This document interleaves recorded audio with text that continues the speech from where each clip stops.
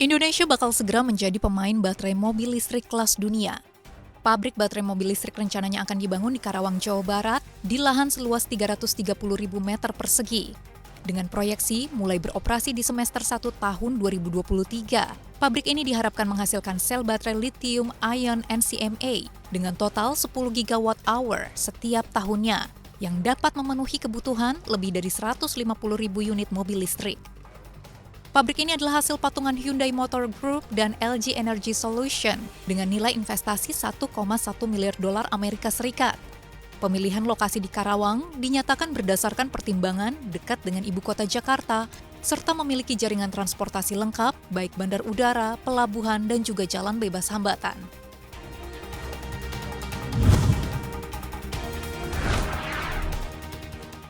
Otoritas Jasa Keuangan menyebut hingga saat ini terdapat 86 emiten yang sedang dalam proses penawaran umum dengan nilai nominal mencapai 54,2 triliun rupiah.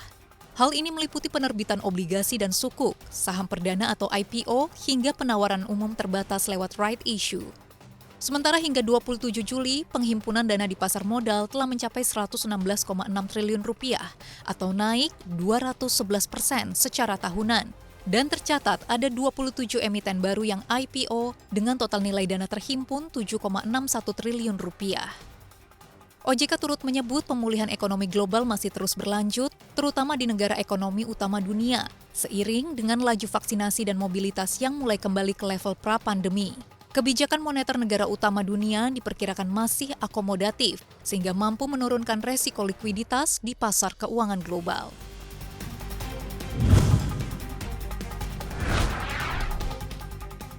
Jumlah pemodal di pasar saham tanah air bertambah. Bursa Efek Indonesia mencatat jumlah investor pasar saham naik 50,3% year on year dengan jumlah mencapai 2,56 juta. Rata-rata nilai transaksi harian sebesar 13,13 triliun rupiah, jauh lebih tinggi dari capaian periode sama tahun lalu di posisi sekitar 9,2 triliun rupiah. Dengan melihat secara rata-rata saat ini indeks harga saham gabungan berada dalam posisi di kisaran 6.100 yang menyamai posisi sebelum pandemi COVID-19, BEI menilai ini menjadi sinyal pemulihan pasar saham dari corona.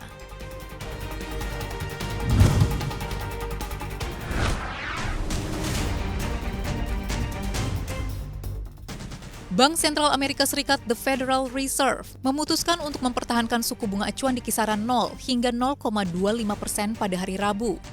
Komite Pasar Terbuka Federal mengakhiri pertemuan tersebut dengan suara bulat bahwa ekonomi paman Sam akan terus menguat. Gubernur The Fed, Jerome Powell, menyebut The Fed sama sekali tidak mempertimbangkan kenaikan suku bunga karena belum mencapai kemajuan yang lebih substansial seperti inflasi dan lapangan kerja. The Fed saat ini membeli setidaknya 120 miliar dolar Amerika Serikat per bulan dalam obligasi. Dengan setidaknya 80 miliar dolar masuk ke Treasury dan 40 miliar dolar lainnya masuk ke bagian sekuritas yang didukung hipotek.